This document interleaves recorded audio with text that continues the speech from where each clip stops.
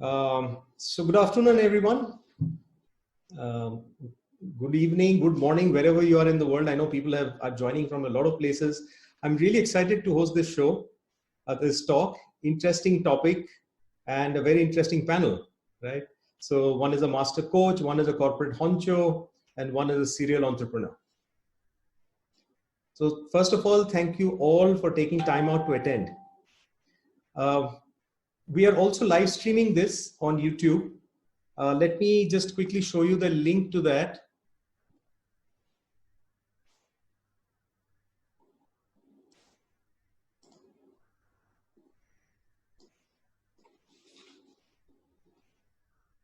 So if you see, there is a link there, right? So the quicker way to do it is to actually go to our events page, which is just inroads.co.in/events. When you go there, you'll see the link. And if through the link, you can actually join on YouTube as well. Okay, a couple of housekeeping items. So as I said earlier, kindly keep your video and audio off. For whatever questions you have, just use the chat button. Put in your questions and we will try and address all of those towards the end when we have the Q&A. Okay, so let me start by introducing the panel. We have Mr. Krishna Kumar, popularly known as KK. KK is an alumnus of IIT Madras and IIM Bangalore. He's the founder of the Intrad School of Executive Coaching. KK wears many hats as a corporate executive, entrepreneur, management consultant, B School faculty, and also a tennis coach. Welcome, KK. Thank you, Suman. Delighted to be here today. Great. My next guest is Mr. Srinivasan Ramakrishnan, popularly known as Srini. He's co-founder of CL Educate, which was earlier called Career Launcher. Many of you would have heard of Career Launcher. They've been doing a great work for many, many years now. I know Srini from our MBA days at IIM Bangalore. And right from those days, he has nurtured his creative side and stayed true to his passion. It is evident from his LinkedIn profile. The tagline reads many things: traveler, learner, life coach, investor, photographer, impresario. I must admit, I had to look that up as to what that meant. Okay, so welcome, Srini.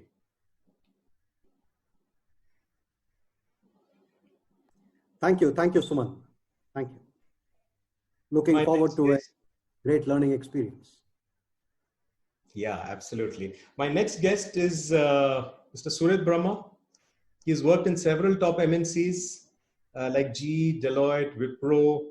He's currently the Chief Technology Officer of WNS Global Services. He's an alumnus of IIT Kharagpur and IIM Calcutta.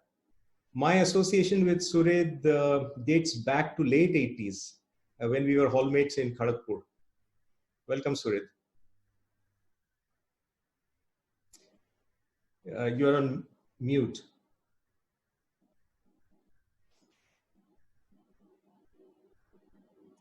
Hi everyone, can you hear me now? Suman, I was unmuted by the host, but hope you guys are able to hear me. Hi everyone, glad to be here. Would love to, share the thoughts and hear from all of you over the next hour. Thank you. Super. And lastly, it's me. I'm the host. My name is Suman Ghosh. I'm the co-founder of Inroads. We are a boutique leadership development firm. We're a small firm. My partner, Veena, she's also on the call. She's also helping out. We're passionate about working with individuals as well as companies to enhance performance. And we do it normally through coaching, training, and consulting. Some of the specialized areas we work in is high performance mindset, organizational culture, diversity and inclusion, emotional intelligence. The last one is actually very close to my heart. I wrote a book on EQ called From Command to Empathy, using EQ in the Age of Disruption, which is published by HarperCollins. We do lots of blogs, video logs, expert chats, webinars such as this. So do visit our our site and subscribe to our YouTube channel. Great. So with that introduction done, let's get started. I'm excited because, as I said earlier, diverse, interesting topic, and the people are also very interesting. And I just realized that I'm speaking to a Brahma, a Rama, and a Krishna. So this should be nothing less than a divine experience, right? So what we're going to do is essentially look at it from, before that, the topic is really about reboot, relaunch, and rule, reinventing the self. And we felt that it's more than, reskilling. We need to really, time has come that we really need to reflect and reboot because, it can be, the world ahead can be very different from what we are used to. So the way we're going to structure this is we have about 60 minutes to do the talk, and then we'll open up for Q&A and end with the closing. And in the talk, we're going to kind of look at it from three levels. One is the global, or like a world view. The other could be the org level, what's happening in organizations. And the third thing could be the individual level, because it's impacting all of us as individuals. Okay, so starting with a global perspective. So let me come to you, KK. KK, by the way, I don't see you. If you can just put on your video. Great. Yeah. So let me come to you, KK. The pandemic has impacted each one of us, and in ways we could not comprehend, and definitely we were not prepared for it. The good news is that now we are emerging from this lockdown or shutdown. Now, should we view this merely as a speed bump, that once we get over it, we go back to the life we know and are comfortable with? Or will there be some fundamental changes which will really require us to reboot and relaunch? It's always difficult to be the first to answer any question that is so macro. But let me begin by just linking this back to events that in our lifetime we may have seen in the last 20, 30 years. And while there have been financial crises, as we know, that happened in 2008, 2009 that we encountered, there have been world wars that our parents perhaps saw. Nothing has ever been like this. So while perhaps we may say in our lifetime we saw a few speed bumps, what we are really seeing in front of us is something quite different. I think it would really be a no-brainer to put it that way. But the more important thing is not so much as the speed bump as to think in terms of what does the future hold, and will we emerge from this, whenever that is, a few months down the road, hopefully, in exactly the same way that we were, and start continuing life the same way that we did all along. My view, and I guess in many ways that would be shared by most people, is that it's most unlikely. It's most unlikely not because we don't want it that way, but I guess we won't be allowed to continue the way we would hope to want to continue. Everybody wants to go back to having life the way it exactly was. I mean, that's our deepest hope, and I'm sure most people want to be in that same zone of comfort, but it's unlikely. And the reason it's unlikely, to put it in simplistic terms, is the change has already happened. Whether we like it or not, it's a very deep fundamental behavioral change that we have already experienced somewhere beginning January. It has happened gently and then accelerated, and today it is imbibed within us. Now, what will those changes be? How will we react? I don't know. My guess is as good as yours. But all I can say to answer this question in a quick way is that, or in a very short line, is in my considered humble opinion, I doubt very much we will be the same person we were 2 months ago or 2 months from now. So that's a quick answer at the moment, okay. And perhaps we can delve deeper into it as we go along. Definitely, thanks. Surit, would you like to just comment on this point? Sure, Suman, and of course, as KK mentioned, this is something unprecedented, we haven't seen anything like this. But the bigger challenge, that I see, Suman and everyone, is that, of course, there are comparison to the financial crisis, the dot-com burst and all that. I feel that this is more, the unknown part is really much higher this time, Nobody can really say that, when this will get over. In fact, I'm sure, all of you receive WhatsApp jokes and other stuff, There's a term called BC and AC right now, right? Before Corona and after Corona, right? So, we talk about new normal, and if you ask me, will there be change? Absolutely, yes. I don't think, things will go back to the way it was before Corona. There will be a change. Mm-hmm. Can we predict that, what the new picture would be? We talk about new normal. Can we predict what the new normal would be? My view would be, not as easy, because everyone will go through a change. Companies will go through change. Individuals will go through change. Everything will go through change. But yes, that's what probably we need to talk about and figure out. But to answer your point, Suman, agree with KK, and yes, there would be a new normal. There would be a change. Okay. So what I'm hearing you say is the short answer is no, we cannot. It's not going to be the going back to where we were. There are going to be some structural changes happening, Yes. which we need to deal with. And we'll explain during the course of the conversation. Right. Great. Srini, would you like to, and I know we will get into, the details into each of those topics, but would you like to share a few things right at the top? My thought is this. A lot of things have been happening quite dramatically over the last few years. Many redefined by the disruptive technologies.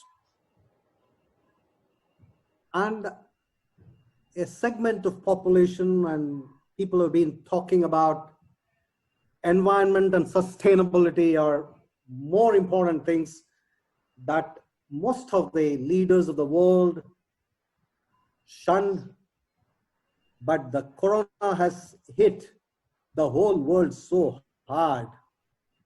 I think the sustainability and environmental issues are going to come at the top.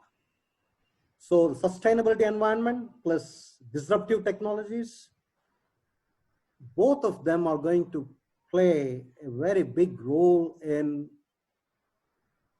transforming the future. And the COVID is just the beginning. And as rightly been said, in terms of, I'm sure very few people will take his suitcase and board a flight in the next 2 years and forget about it. You will think 100 times going to a nearby restaurant. So it is a changed paradigm for years to come. And this will force every paradigm to be changed. And this is here for real, and good that it is for real. I think it has shaken the lethargic and lazy, and it has questioned even those who are smart. Over to you. Great. I like that part of shaken the lethargic and the lazy. Okay, so it has shaken everybody. Great. So I think what we are hearing is everybody saying that obviously, the changes are going to be very fundamental, very structural. Let's jump into the, little deeper, but still at a overall macro view, the world view. So, KK, question for you. We tend to think incrementally, right? For all of us, whether it's our next job, it's our next role, everything is like we're thinking incrementally. Now, will this serve us well in this new world, going forward?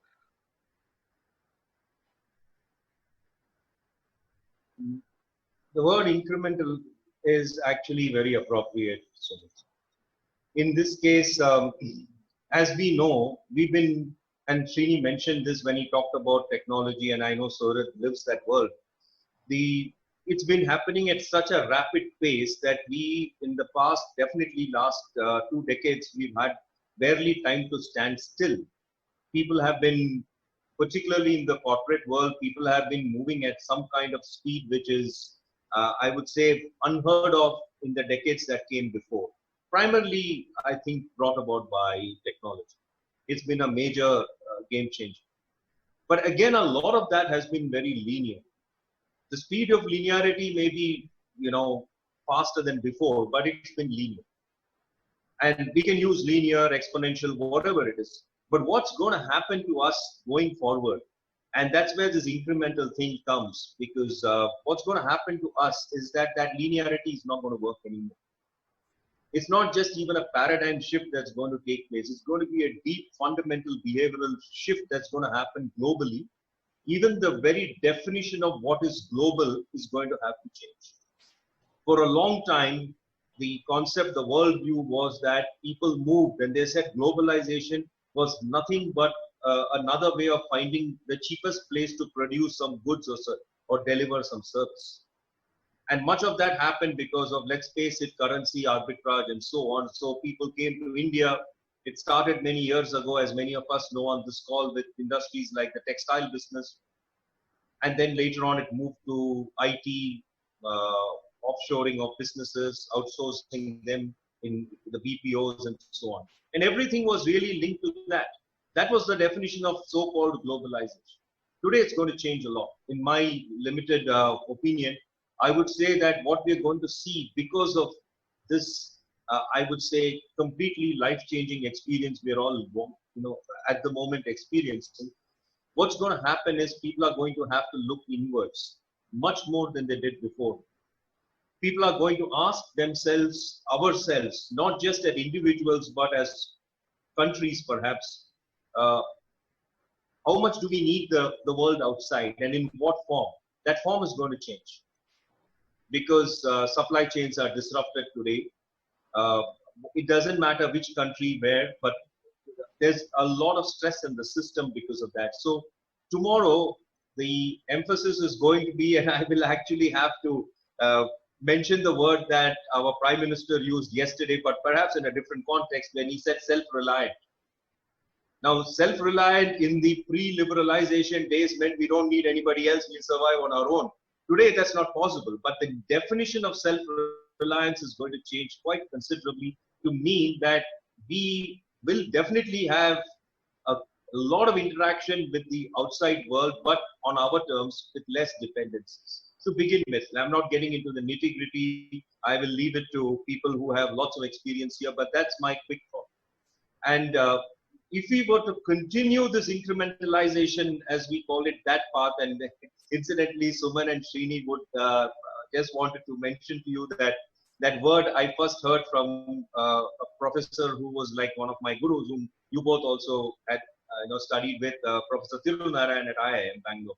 And he coined this peculiar phrase. He said, incrementalization leads to fossilization. I mean, that fossilization, incrementalization, I don't know, we've got to check the dictionary if they exist. But it's nice management jargon. But what he fundamentally meant was, if you continue incremental progress, at some stage you will end up like a fossil. And perhaps while he's not with us anymore, he's probably turned out to be someone who seems to have predicted something like this. So with that, I'm just going to take a step back and leave it to the rest of you to, share your thoughts too, and over to you, Sudhir. Thank you. That's very interesting. And coming from, of course, we all know and respect him a lot, Professor Tirunarayan. And he must have said this a long time back, right? So this was before, using Surya's words, in BC era, right? Before Corona era. So which also means that, we already had an issue, and now the world is changing more rapidly. So it's up to us to kind of, we can grab that opportunity. But I think a lot of changes need to be made. So let me come to you, Surit. So, continue on the topic of globalization. What's your view? Yesterday I was watching a talk where Thomas Friedman, who wrote that famous book, right, The World is Flat, and he said the world is flat, right, globalization. But of course, we have seen a lot of changes after that. Is the world really going to remain flat? What's your view, and how do you, from where you sit, how do you see globalization play out going forward?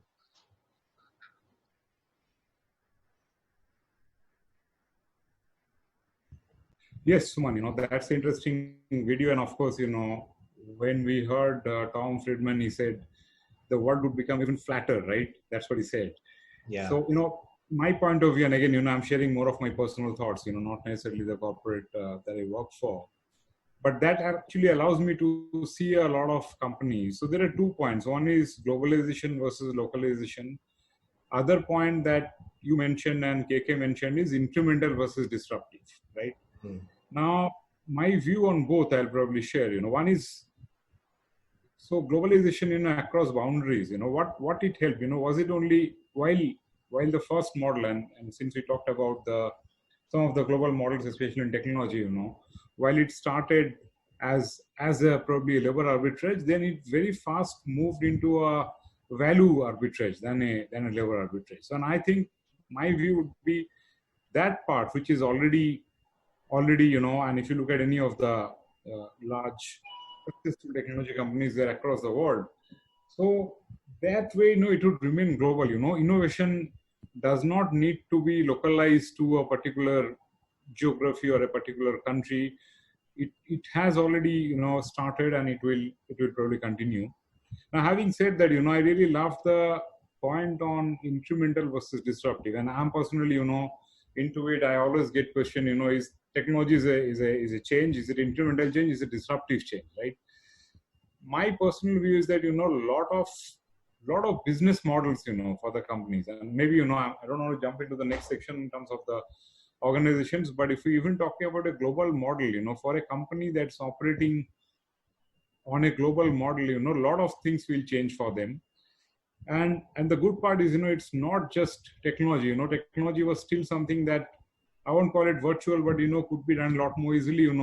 Think about moving your supply chain, and if you look at a pharma giant who has most of its production in a certain country, how they would really replan their supply chain, right, without disrupting the services to the end customer, without really adding to the cost, right? So, so that way, globalization would continue to be there, but the basic assumptions we had in terms of the entire supply chain, in terms of the consumer connect and all that, those would undergo a change.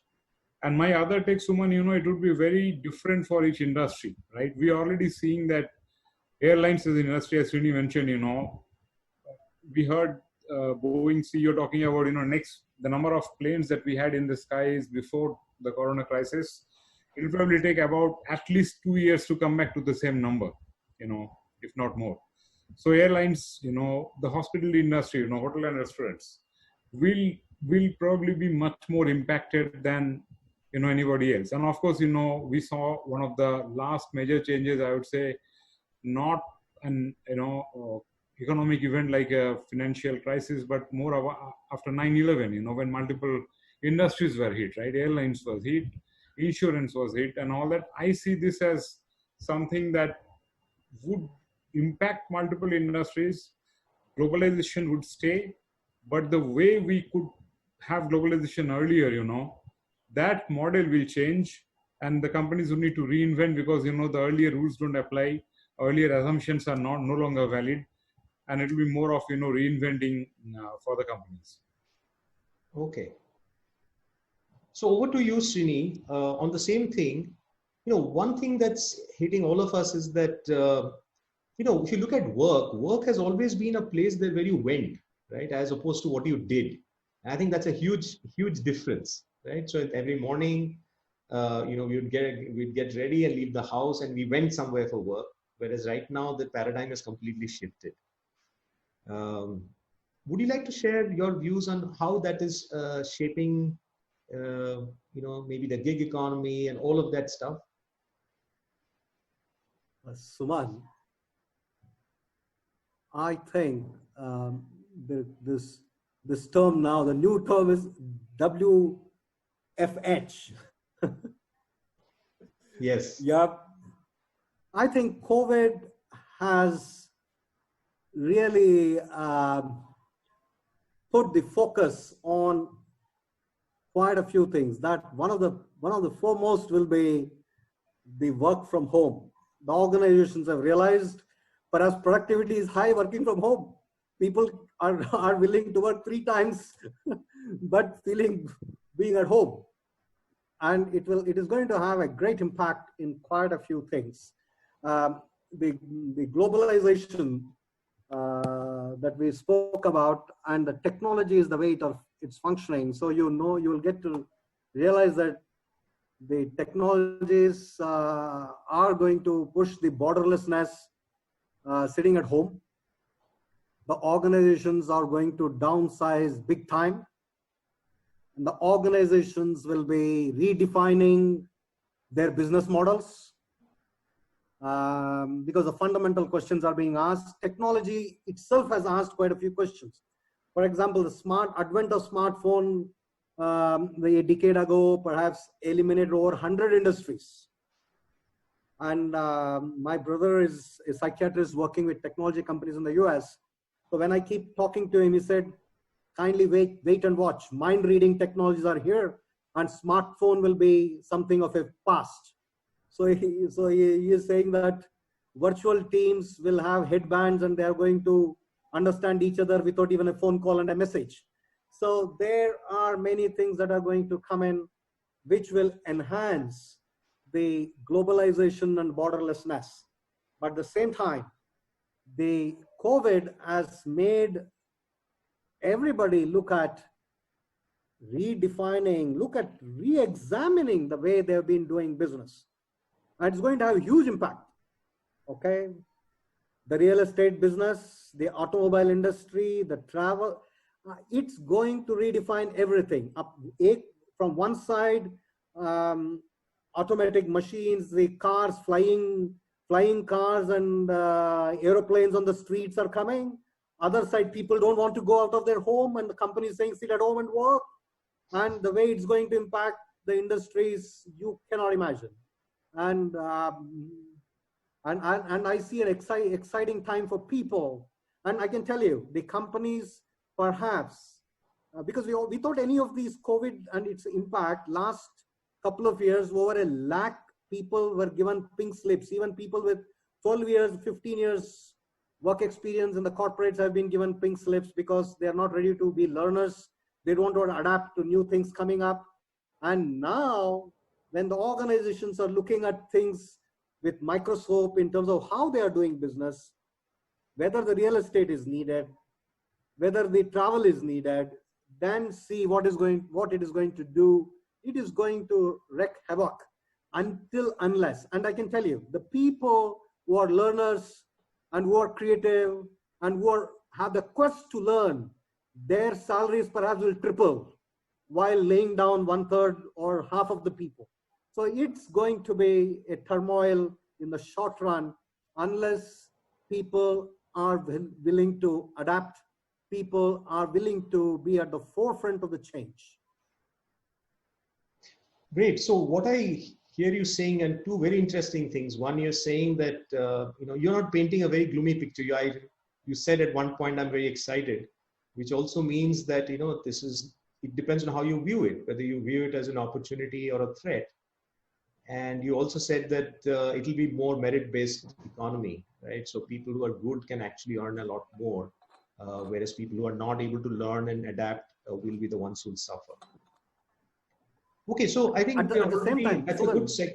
So at the same time, just want to say, while you said that, and I also said that, yeah, it has. That's why I said that it has shocked and woken up the lethargic and lazy.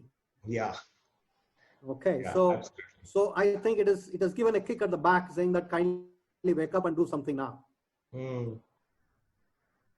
So Surit, let me come to you. We were already kind of in the organization view. You mentioned at one point that companies will have to relook at how they view consumers and customers. So I just wanted to hear from you how that's going to change, considering that we have been talking about this for a while, but we all know who work in companies. While we talk about it, a lot of the focus is very internal, as opposed to actually focusing on the customer. Do you think going forward that's going to be more important, and what's your view around that? No, sure, Suman, and that's that's something I think all of us are following very closely in terms of the change in business models. And to be fair, this was there even before Corona, right? I mean, Yeah. direct to customer models, right? Wherever you can, and let me take an example. All of us should have, bought insurance in our lives, life insurance or a general insurance like a car or a health insurance, right? Now, if we go 10 years back or even like 15 years back, the classic model for the insurance company, and I'm talking this, let me take a global example, I'll take an India example also.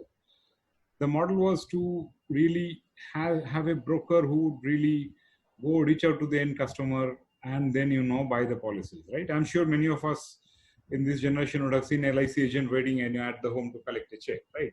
Yeah.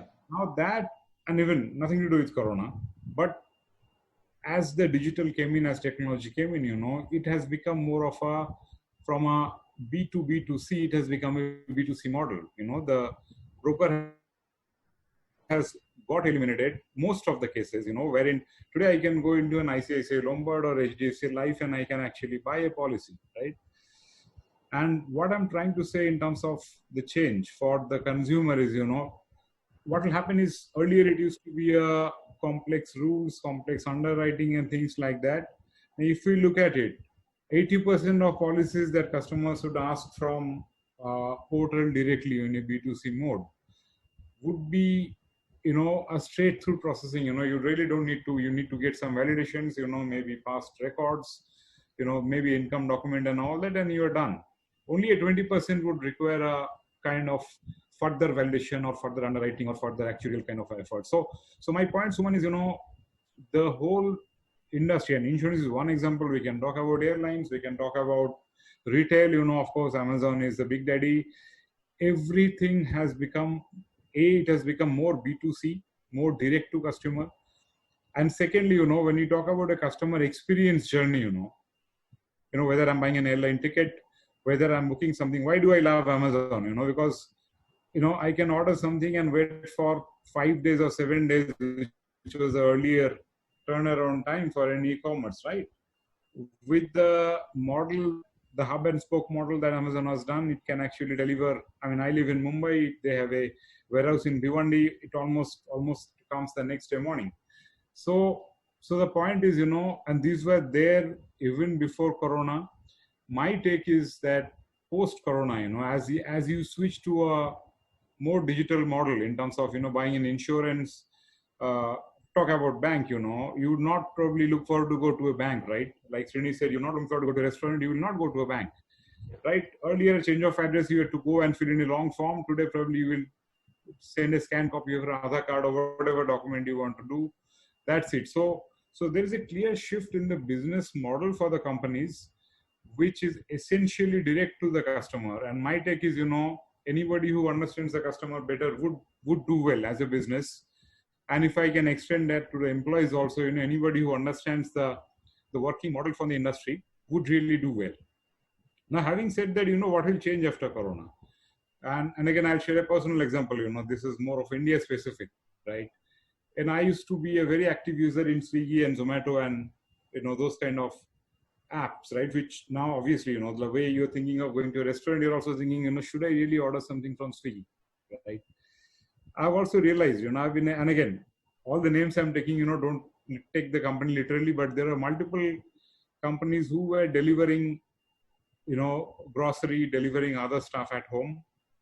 I have realized, and it's personal experience, that if you're not getting in any of the e-commerce sites, you can actually go back to the local Kirana shop, who would still be able to give you a local vegetable guy on the truck who's supporting. So while there will be a global model and a digital model coming in, I think there would also be a hyper-localized model. And we have heard this term hyper-localization multiple times, especially in retail. But my view is that post-Corona, the hyper-localization part, what I need, to do, someone who can fuse these two, the digital part of it and the hyper-localization part of it, someone who can join these two well, would have a much had amount of success than, also runs. I'm sure, the industry will see a turmoil. Some of the guys will probably shut shop. Some new players will come in. But the key thread would be, how are you really matching the digital part of the world and the hyper localization, which is the end point, to reach the customer. And that would be key. Okay. So you talked about the online, and I think that is kind of evident to all of us that, because we are not stepping out, we would definitely order more on a Swiggy or on an Amazon. So anybody who's online would definitely benefit. But what I'm also hearing you saying is that even for industries who are not typically online, they can bring in hyper-localization along with online and create a hybrid model by which they can also benefit. Right? Absolutely. Okay. Great. So let me come to you, KK.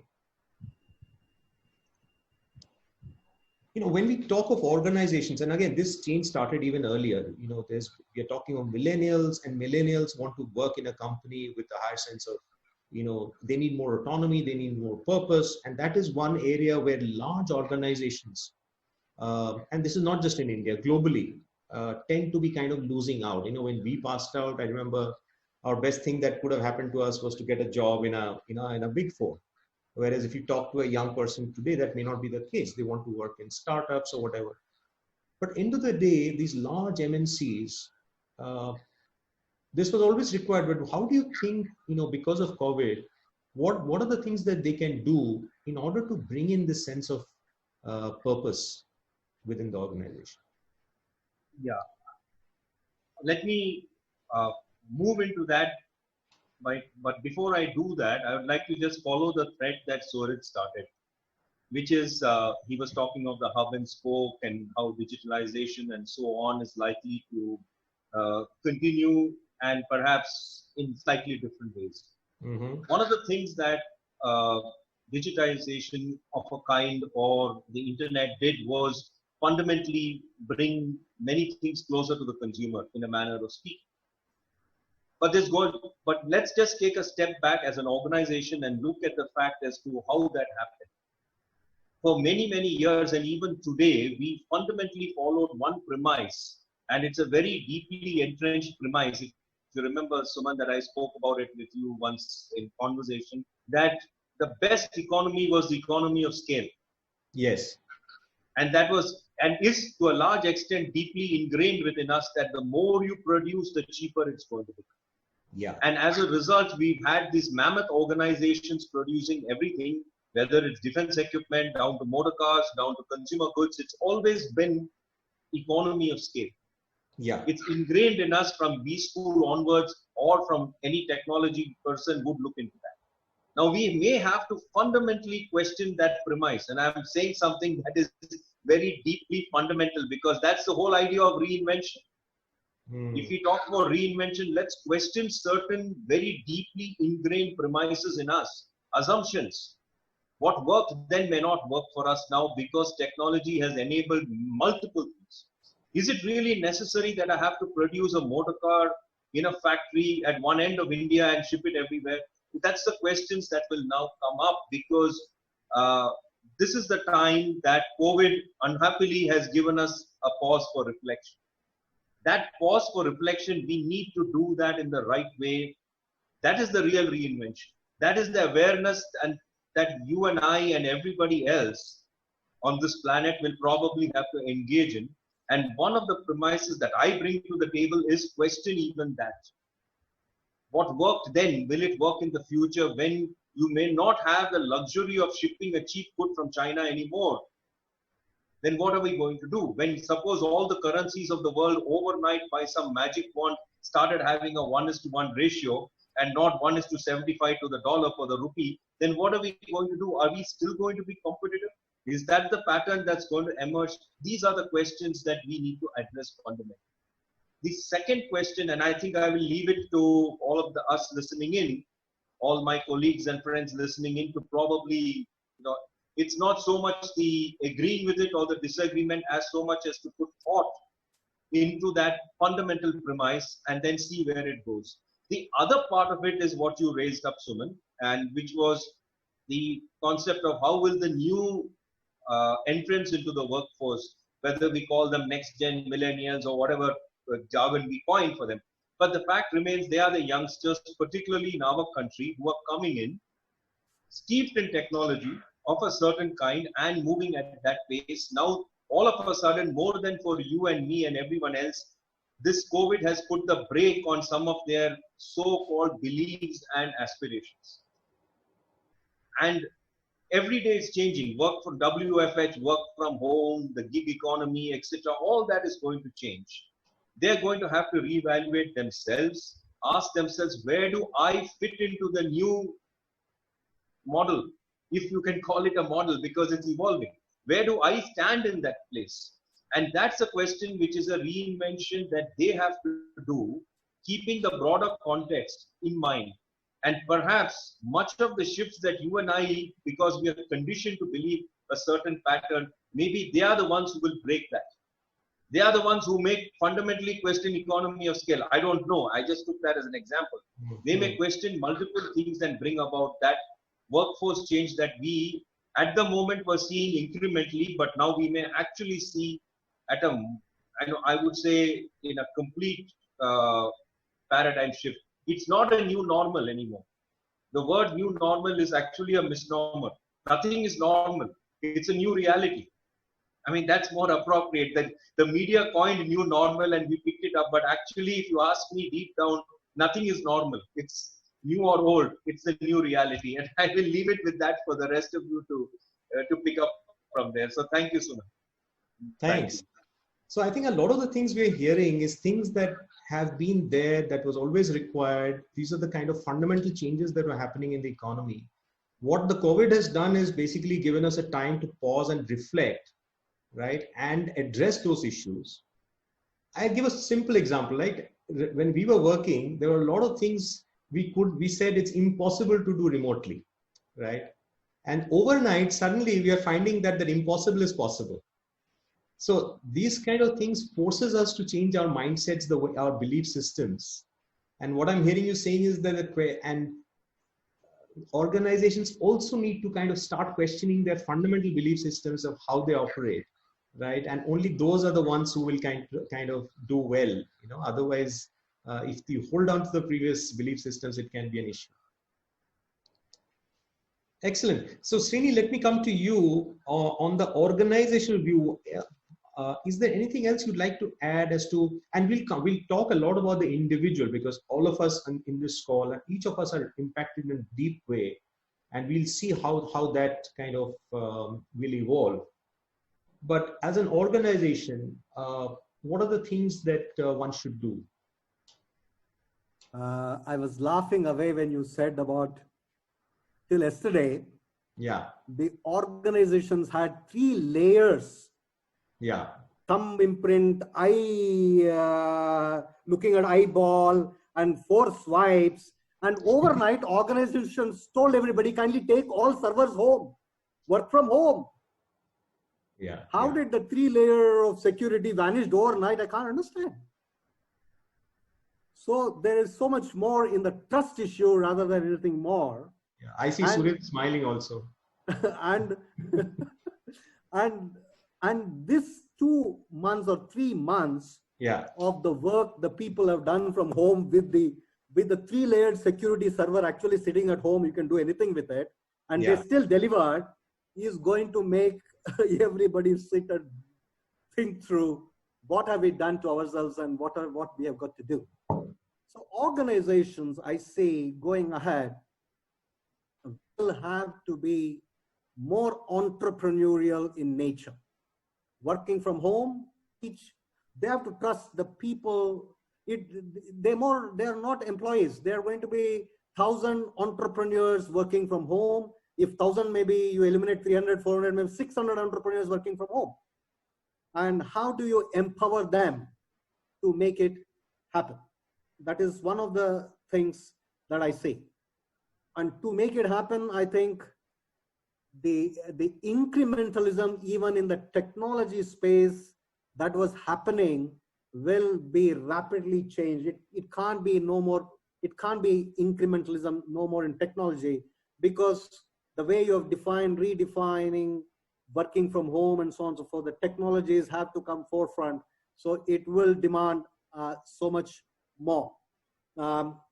The markets will get redefined. We spoke about, I think I see markets will get redefined. Markets will vanish. New markets will emerge. And the organizations have to really think about how do they really approach they have got to actually on every front in terms of looking at marketing, segmentation, and blah blah, and reaching out to the markets using what kind of technology and what kind of people will enable them faster to reach these markets. I think a lot of things, a big churning is underway in organization, because in the last 5 to 6 weeks I've been talking to many CEOs and they're all saying, यार ये तो पता रहे पूरा ऐसा लगता है कि दुकान जो है दोबारा चालू करनी पड़ेगी, पुरानी दुकान dump it. your clients are there, your products are there, बीच का क्या करेगा वो सोच, तू अभी कैसा करेगा सोच. Over to you.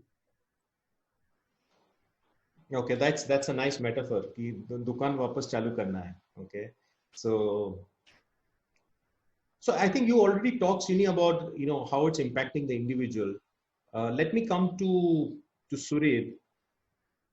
One of the things that and this again links to the purpose thing. One of the things that's very important for employees, research is also showing this, is a sense of autonomy. Okay, to be able to manage things on their own. And autonomy can be in multiple areas, but let's say just take autonomy in managing time, right? One would assume that if somebody is working from home, they'd have more autonomy.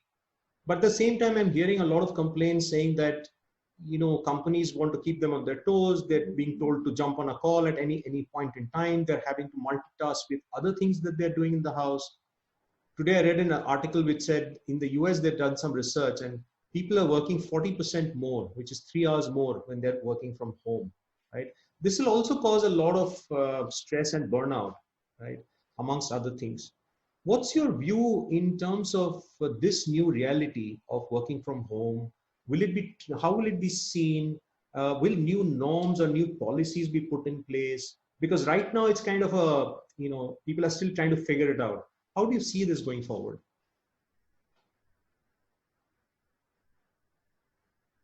Sorry.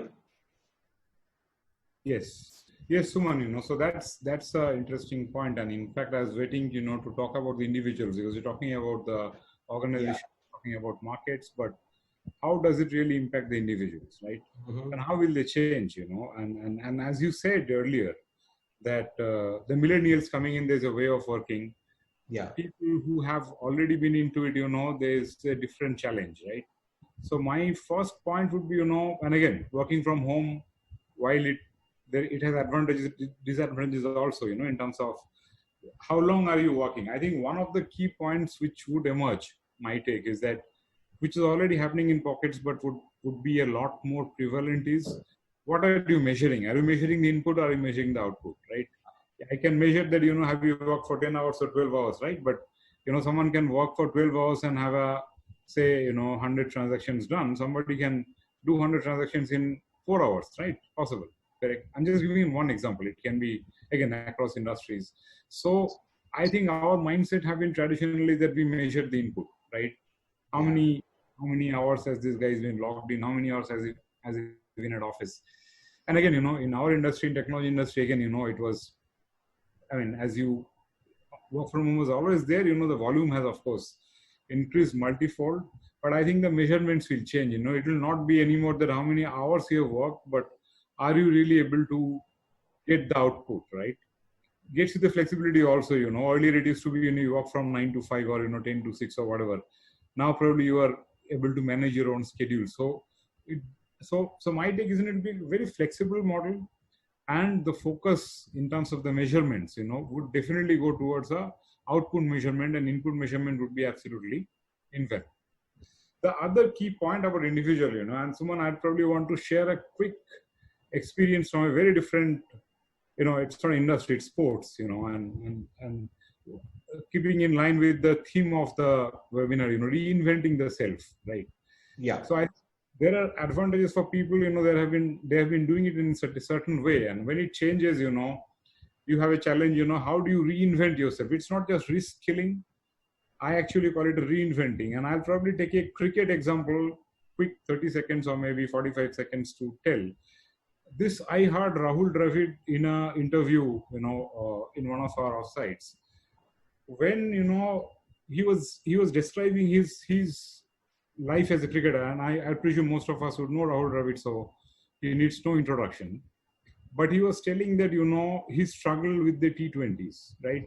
If you look at his record, he'll probably walk into any test team across times. One day is pretty good, but T20s, he hasn't played for as much because it came in, IPLs came in towards the end of his career. But he was telling, and the point I'm trying to say is, there's a lot of unlearning that has to happen before you do new stuff for the individual. What Rahul said in that interview was that when he was a aspiring cricketer, in school, right, his cricket coach used to teach him that you should always hit along the ground. You cannot afford to, because the baseline was test match. If you play a lofted shot, you'll be caught, you'll be out, right? So his DNA, his learning was that I must hit along the ground, otherwise I'll get out. That was 80s, and when he was probably a school cricket, and the 90s when he actually played. Now comes T20 and IPL, right? When unless you hit out, you'll probably be the one who's probably let your team down, right? So Rahul was explaining about the way they had to. So of course, it's not about skill. Undoubtedly he's a skilled cricketer. He doesn't need to justify that. But the whole reinvention, and of course he didn't play as much. And he was talking about his interaction with Jack Cullis also, who's again, similar times, similar challenges, not great in one day and test, but not as much in T20, is that the new rules of the game, So my point, Suman, is that the basic skill stays with you. If you're a good cricketer, you're a good cricketer.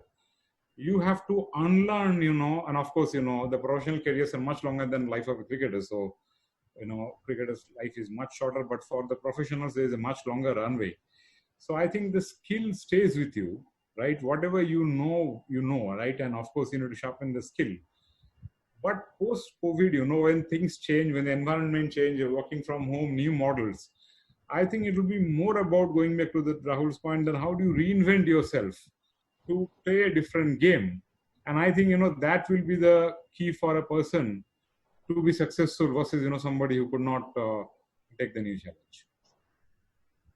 I really like that metaphor of that the rules of the game are changing, which is why you need to also shed some of the belief systems, which is also unlearning, right? And the other one, which you said, is also very powerful. And we've been talking about this even pre-corona, saying that it finally needs to be output based.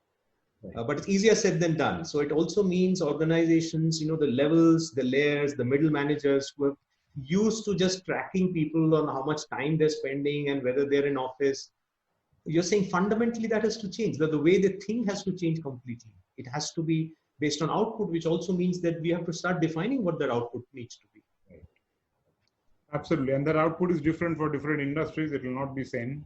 Yes. There can be baselines, We have it defined very clearly, I think, in the world of finance. You look at a particular industry, you know what kind of daily sales outstanding they have, what's the benchmark and all that. I think that kind of benchmarking and that kind of, output benchmarking would be prevalent, and we'll see more of that coming in from the successful companies who lead the pack and coming in from the, the leaders in the markets. Excellent. KK, let me come back to you. And this is a very interesting topic. And I know as a master coach, you were talking to a lot of people, right? So do you see this in your coaching conversations? Are people actually talking about reinventing? Do they see that the game is changing, or are they still looking at it very incrementally? What's your view on unlearning? It's a good question, but actually, Suman, if I can take the liberty of a small suggestion, perhaps it would be good to have Srini come in here, and then I'll take over from there, only because what Surit left us with is a very good state, because Srini works a lot with the career part of it with youngsters. So, I mean, I'm also very curious to see the path. So, if you don't mind, absolutely. Perhaps I'm looking forward to hearing what Srini has to say, and I'll happily contribute after that. Absolutely. Srini's ball yours. Srini, I'm a sports coach. I've just tossed the ball to your court.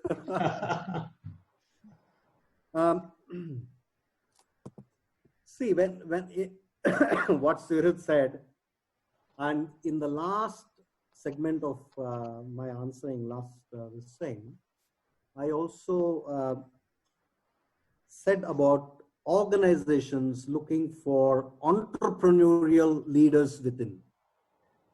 And I also see a lot of other things perhaps changing. Even, for example, it may not be salary structure anymore. It may be, for each of these, it may change in terms of saying that, okay, this is a base salary, and what you get, take away 20%, 30% of it. So there could be n number of models that could emerge.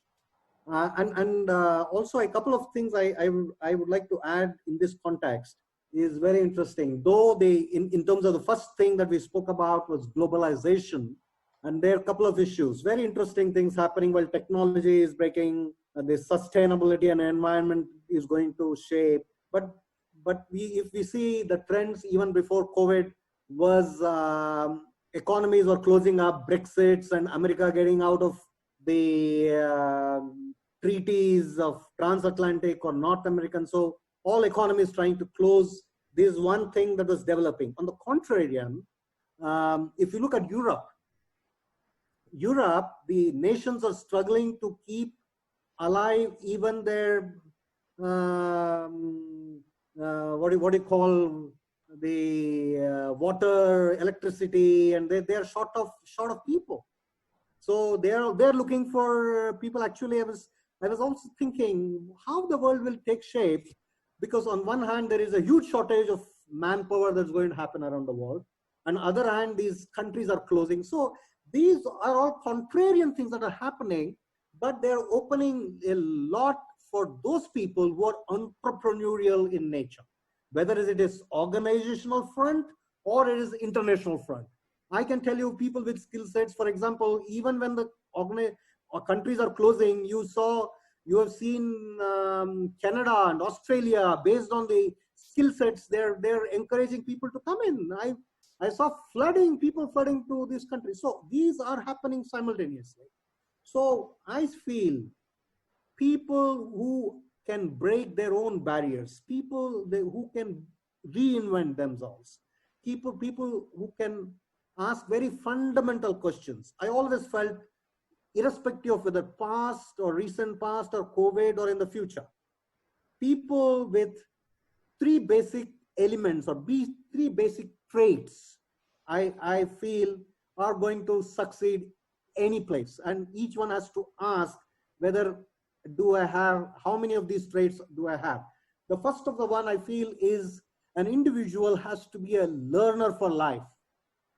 So whether Surit said unlearn, learn, unlearn, you got to ask anything thrown at me, whether I am willing to look at it, or even if it is thrown at me, how do I ask the youngsters, have you got a vision 2030? Tell me now. This is the question I ask. Can you say have you asked what you love doing, what you are good at? Which industries these can be deployed, and where will these industries be? Technology changes, sustainability, environmental shifts, global shift, how these industries are going to be in 10 years down the line. And where do you fit in? What are the things that you're going to work upon yourself? What are things you need to learn? So one has to be a learner. So that is the fundamental thing I look at. Second important thing I look at is courage. Courage is very, very, very important. The statistics say 69 to 70% of the people on a Sunday night say that Monday aa gaya, office jana hai. Yeah, so they are doing job. They're just on a roller coaster, not realizing why they're on the roller coaster, and they don't even question. Yeah, so courage to fail is very, very important. Courage to fail. When I say courage to fail means first attempt in learning. That is fail. So how much are you willing to fail? How much are you attempt to learn? That is very, very, very important. So if you push when will the growth happen? Growth will not happen playing cricket in the same arena. You have to push the arena. That's what Rahul Dravid was talking about, the struggle of his. Okay, can you push the arena?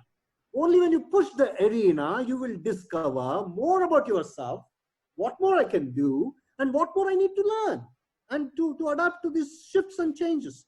are you going to wait for others to bring the change, or are you willing to push the boundaries and change? So that is a second very, very critical thing I feel each one of us has to inculcate.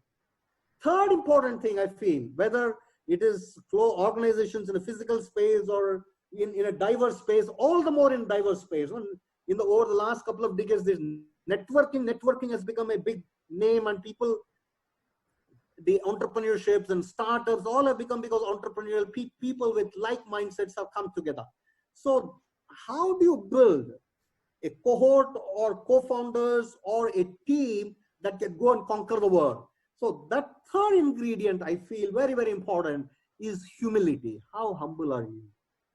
How well that you gel with people, and how people get attracted to you, where egolessness, and there are a lot of states that one need to. I struggle with my ego, I know, but but we have got to break those barriers, and we have got to tell ourselves how humble I can be to create the teams, get people, network, and that's the only way. People are the ones who make every idea reality. Ideas are dime a dozen. Without people, nothing can happen. So these are the three things I feel: learner for life, courage to fail, and humility. These are the three things I feel are very, very fundamental going ahead. The way disruptive is happening in every way, and COVID has accentuated and accelerated this disruptiveness. Over to you, Sum. Excellent. I think you've summed it up very well.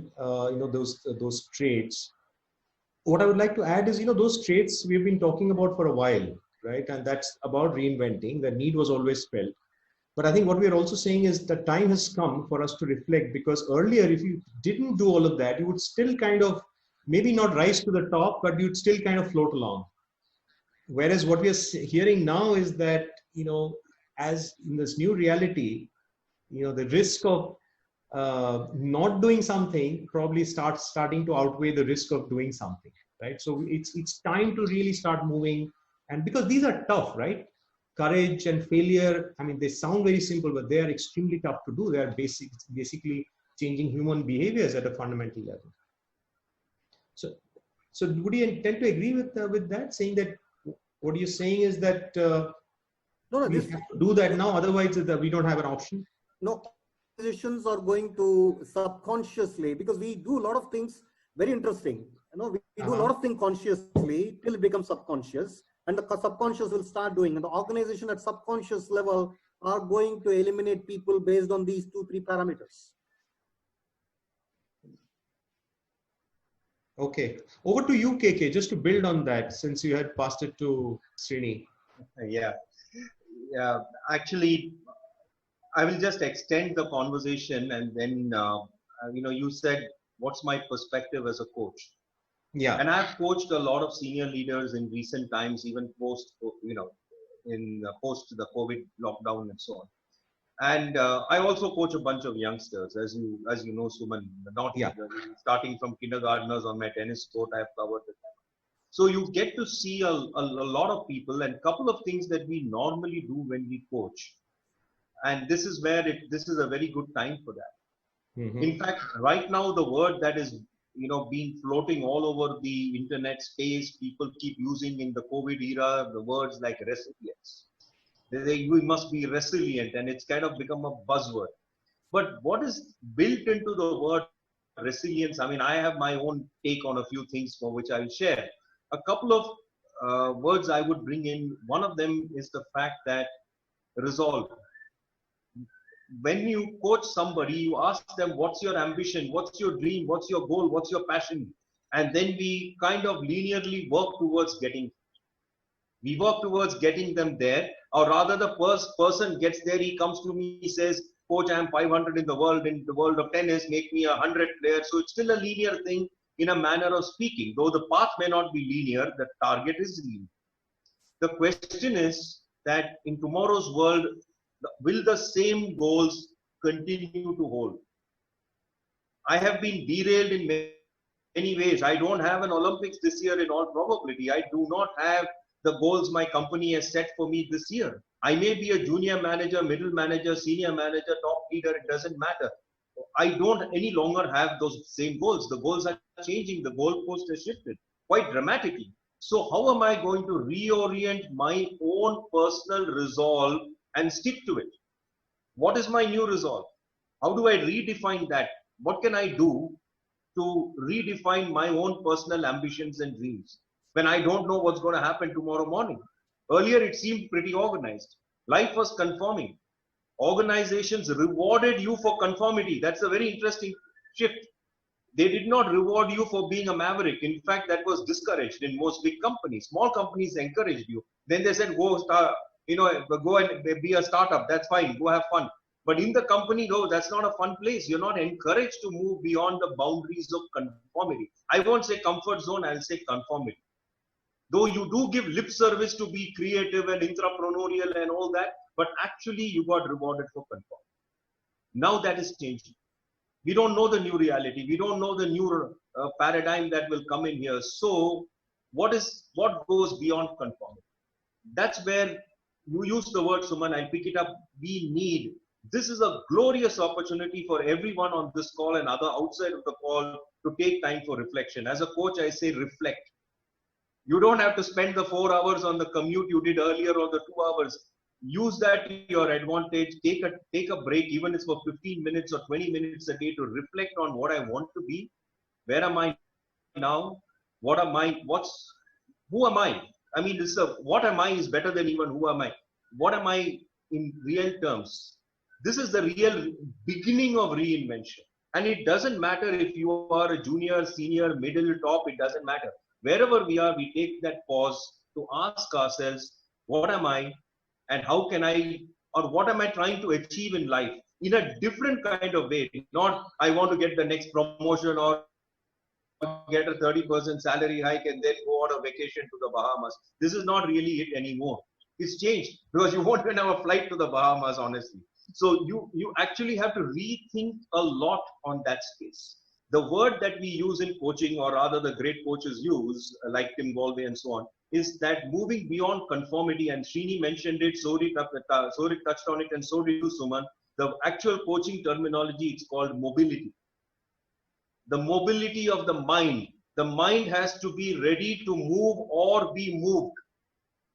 We should stop being stuck in the old thought process. Now, this is really hard. The lifelong learner part of it, the courage, the humility to know I don't know, I got to relearn, unlearn, all that bundles into that one thought of being mobile, because you are looking to embrace a future that is completely unknown. It's like my taking and thrusting you in the Brazilian rainforest and telling you survive, and you have never had any survival kit before. You weren't a commando. So what would you do in the 2 months that is there to make yourself into some kind of a commando living on the whatever is available off the ground? I mean, I will stop with this rather than get carried away. So I'm going to take a pause here and give it back to you, Sumant, and take it where you want. No, that was really very insightful, and I'm still trying to kind of get all those metaphors that you talked about. Here I would like to add. Sure, Srini. KK, beautifully you took it ahead. Actually, I always felt that what KK told, who am I and what am I? I feel the journey of life is all about this one thing, asking this fundamental question, who am I and what more am I? See, it's very, very interesting.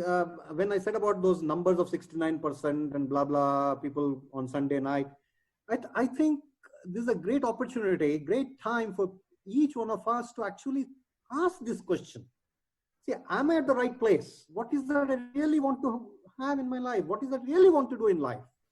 I think because a lot of people keep telling me, and because once they get stuck into families and EMIs and they don't have guts to get out of it. But I usually ask them, yaar, tumko kya chahiye? 2 waqt ki roti aur chat hai kya? Do you have enough in your bank balance that for 2, 3, 4 years, you get out of it and do what you really want to do? Will you sustain? वो सब बोलते हैं हाँ sir हिलाता है हाँ हो सकता है फिर क्यों नहीं लेता? Why don't you jump? I think COVID gives that opportunity for everybody to think, because anyway the future is about being like entrepreneur in organizations, and why better not to kick off your entrepreneurial journey in whatever way. Whether I look at I look at all the 3 people, 4 people sitting in this. Some point of time we kicked something or other and started jumping. That's in short. I would like to say, just jump, take your call. Yeah, so that's a very powerful thing. This who am I? It sounds almost paradoxical. On one hand, a lot of us are stuck in that proverbial deer in the headlights because we don't know, it's blinding, we can't see, and we are kind of frozen, we don't know what to do. At the same time, what I'm hearing is that this is the best time to start asking some very fundamental questions of who am I and what am I, right? To use a word what KK said, this is a glorious time, and I think that's very inspiring. Okay, so I think let's quickly turn to some questions. We've had quite a few questions which have come up. So one is from Venkat. He's saying, I'm in food and pharma service field. My main role is travel across India to attend customer site for installation and commissioning and on-site service. How this field is going to change? Please share your views on this business. So again, it's open. Would one of you would like to take this? I think Surad is the right person to take, I suppose.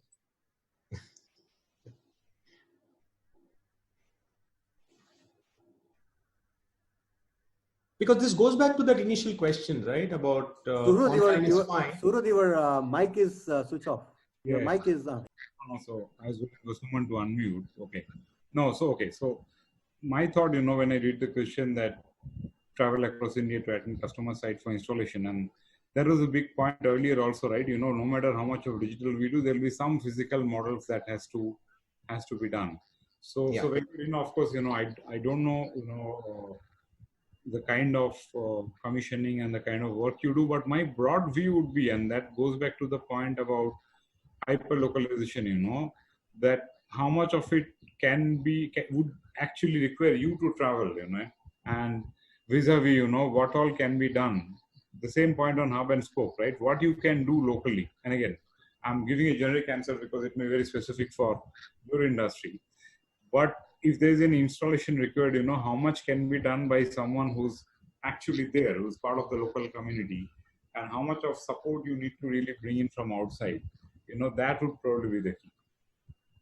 Yeah, I also feel that organizations perhaps will start identifying people in and around with the skill sets and promote them as entrepreneurial at that end, and put them as an extension of you. So it could be freelancers onboarded, and then say, okay, to this extent you can do to more, then perhaps there will be reinforcement from organizations. That's what I see. If I can come in very briefly, Venkat, my short take on this is, as Sorit said, my knowledge of your industry, I will start by assuming that I am a zero. Simply because I'm only a consumer of whatever your industry does. So the fundamental thing that you need to ask yourself again is that what can I, it doesn't matter what level you are in the company at all, you still are an influencer. What can I do to overcome this challenge? Now, somebody may have an idea that we can have more installation, train people on site. Someone else may say something else. But the fundamental thing is the answer really is with you. You know that line better than anybody else, and you know your organization, and you need to influence them to deal with what's likely to happen. The answers will really come with some deeper reflection on your part. Some of it may go wrong. Like we said, we will learn from failure and so on, but the change will happen.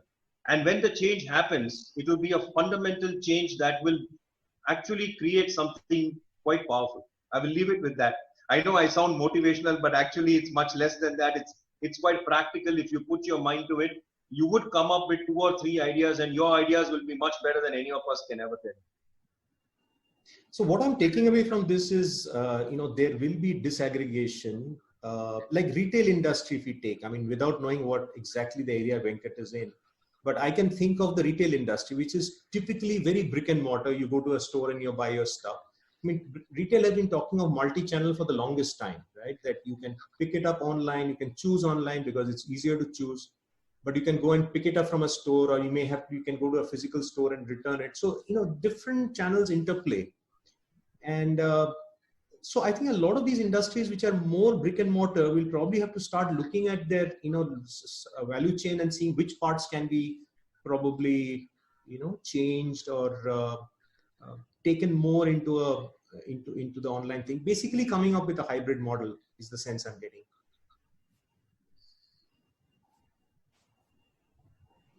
Great. So I think let's go on to the next question, which is from Uday. He's saying many companies in travel, tourism, and hospitality segments are going to wind up. Shops are going to take maximum brunt of current scenario. What company segments outside of IT, ITES spectrum, according to you, have potential in post-COVID era to flourish? Not what is discussed here about change, ways of doing business, hybrid model, digitization of local business. So what companies, so I think we did speak of a few, but yeah, travel is definitely one which I think is going to be a big challenge if travel, tourism are related, right? Because it's essentially about going out, right? Hospitality again could be, a hybrid thing, but let me open it up for the panel. Would somebody like to give an answer to this? May I address here? Because yeah, sure. Just my experience. I especially in the space of education. Srini, maybe be a little louder. Yeah, I'm audible? Yeah, better. Okay. See, I wrote an article called 9/11 to COVID-19. And this, though very limited to education space, but I feel that this is relevant to quite a few spaces. Way back in the first .com era, a lot of things happened. For example, education is one where we launched a website in 99, 2000 for supplementing, complementing school education, university education, and so on and so forth. And we surprisingly saw, our market, we thought that it will be India, and we launched for India. Yeah. But suddenly we saw over the next 6-7 months, 90% of the people who were using it were from the Middle East, Central Asia, North Africa. So I took a suitcase. My flight was just next day to 9/11, 10/11 was my flight, and it got cancelled. And after a week, I took a flight and I went to Kuwait City. And in the flight, there were only 3 people. And I traveled across some 19 countries, meeting institutions and individuals and families which were using these websites and so on and so forth. And realized that they are ready for the leap, and they are very proactive in taking the leap, though the institutions were very conservative, the individuals were very proactive. Yeah. And more or less for the next 5.5 years, one who went with a suitcase stayed back in Dubai and did a lot of stuff in that area. Slowly, people realizing that technology can make a huge difference. And they came back to India in 2005, 2006. To cut the story short, it took a COVID-19 for the entire education fraternity to fall off the chair and back to the wall. They're not knowing what to do and running helter-skelter to embrace this technology-enabled education, which they detested, hated in the very first place because of their own insecurities, their own fiefdoms being pulled down, and so on and so forth. So it is a 20 long years, and I'm sure there are many such sectors where technology could have impacted long time ago, and it is time, I'm sure, it is going, because when I'm talking about organizations, they're all looking at redefining everything. So it is going to make a huge difference. I hope I addressed that. So each one actually has to ask, because looking ahead, these technologies already available and the technologies that are coming in, how you can make use of those to impact everybody, impact every stakeholder, from the client to people within the organization, outside organization, customers within, customers outside, and how you increase your efficacy and efficiency. All those things are on the table right now. I am sure they're on the table.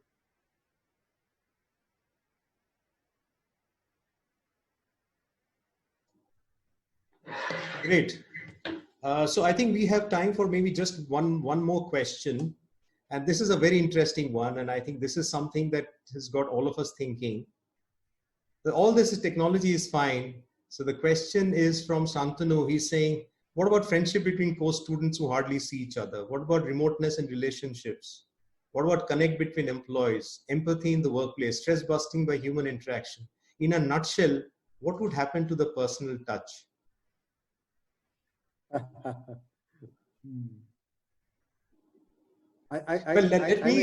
Let me for a change give a response first. You know, I think I'm doing a lot more personal touch today on Zoom calls. I'm connecting with friends who have not been in touch with for years, and that's very interesting in the sense that technology as enabler has always been there. It's basically what you do with it. Yeah, of course, you can never replace a handshake with technology. I mean, you still need to physically meet the person. But my sense is, you know, technology can be used pretty well to actually remain in touch with people. Over to any of you.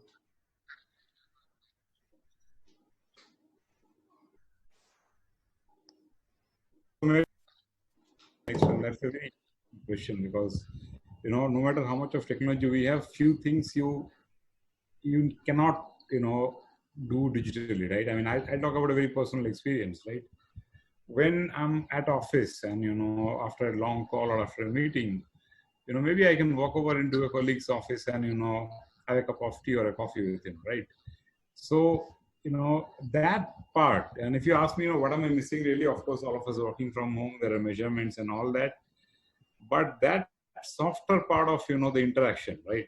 Of course, I'm still talking to, you know, friends and all that, but I think, you know, that's what I don't know, we won't call it a new normal, but, you know, the newer ways of things, you know. Do I miss it? Yes, I absolutely miss it. But then, you know, we need to get adjusted and find out our own ways, you know. So there is no universal answer for this, but you must have realized two things, you know. One is, I'll talk hard data.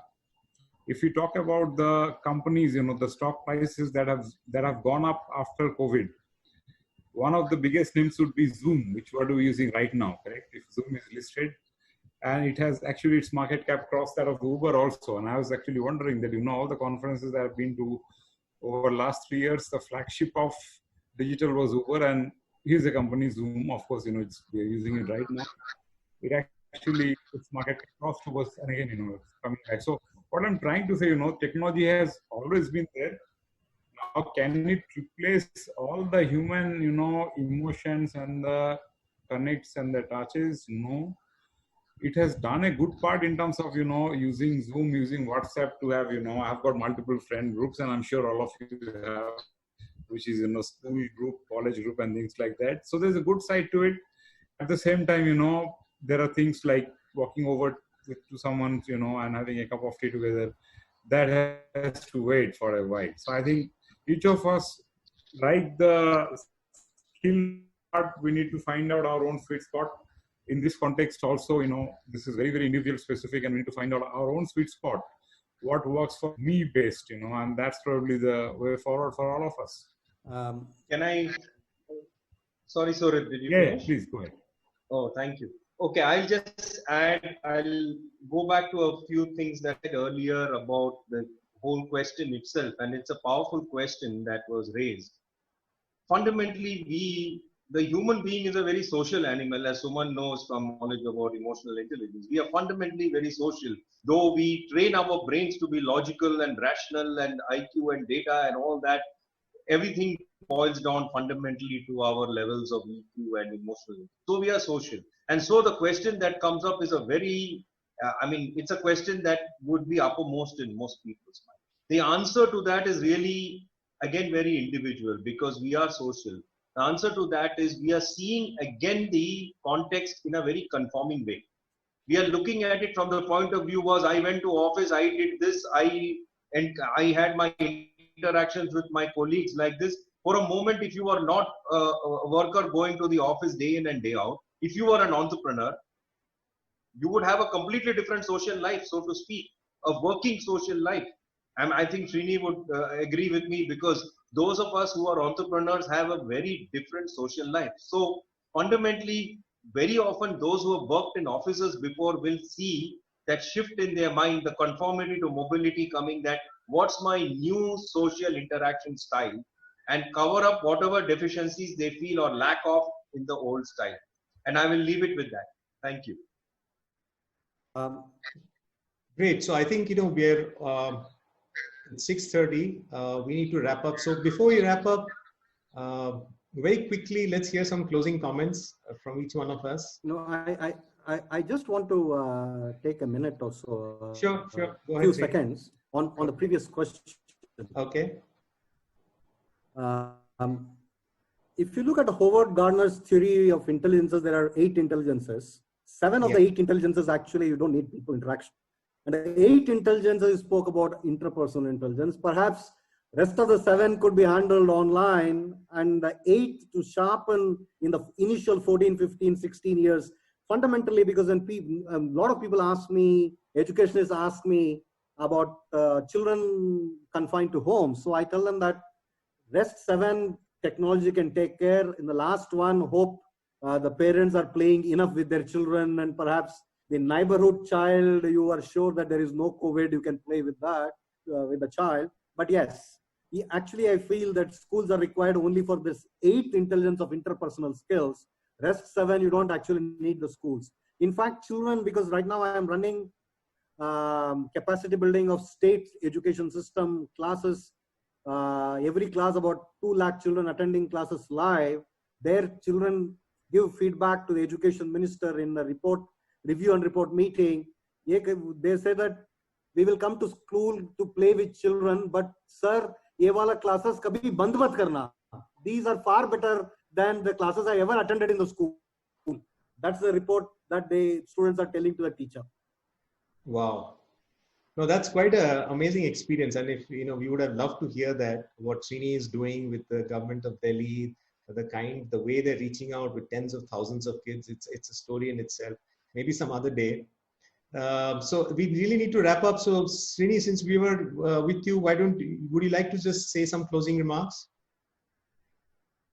No, I just say that it's time for each one of us to ask a question. Very simple question, I will say.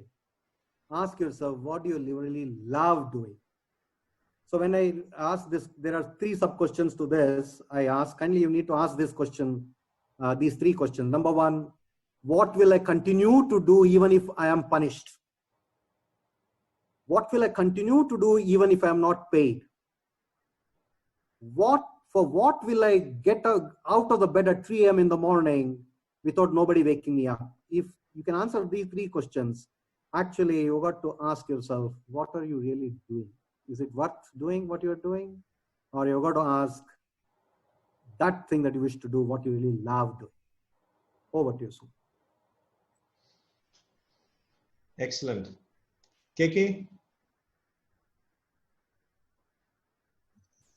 Yeah, thanks, Suman. Actually, thanks everybody. It was very nice to be on the panel and share our thoughts. Fundamentally, it's very simple. I have trained a lot with someone called Professor Mihai Csikszentmihalyi, who was the person who formed the concept of the flow state.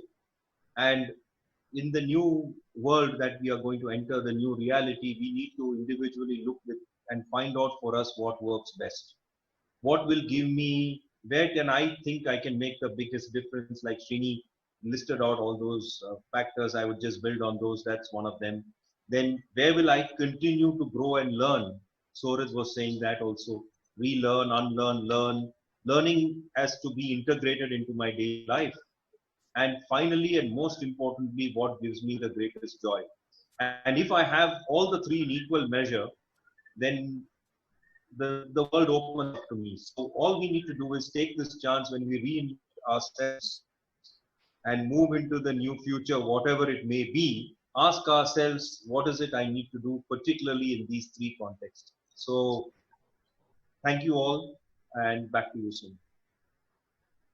Thanks, KK. Surid? Yes, Suman, so I think KK and Srini have covered all. I would say, going with the theme that you had set up, reboot, relaunch, tool, and reinvent yourself. I think, that's the key. It would be a very different reinvention for each individual. And I would absolutely say that, one is what you like doing, one is what you're good at doing, and, it may or may not be always same. But, as somebody said, how do you make sure that you do what you like and, do it, much better than anybody else. So again, in line with the whole theme, I would say all of us, let's reinvent ourselves. Thanks to each of you in terms of great discussion. And I'm sure, we'll emerge stronger and we'll emerge to a much better future. Thanks. Super. So thank you so much. Thank you all the participants for this session. So Surid, I will definitely try to start unlearning. KK, to pick up your word, I think it's been glorious, this session. And Srini, I think you now getting this more, definitely I'm going to get up at 3 thinking, who am I? But that's a very, very deep question. I need to figure that out. Okay, Thanks, Suman. Thanks, Suman. It has been a moderating and summing it up. I think it's amazing. Thanks, KK. Thanks, Surat. Yeah, thank you, everybody. Thank you, everybody. Bye-bye.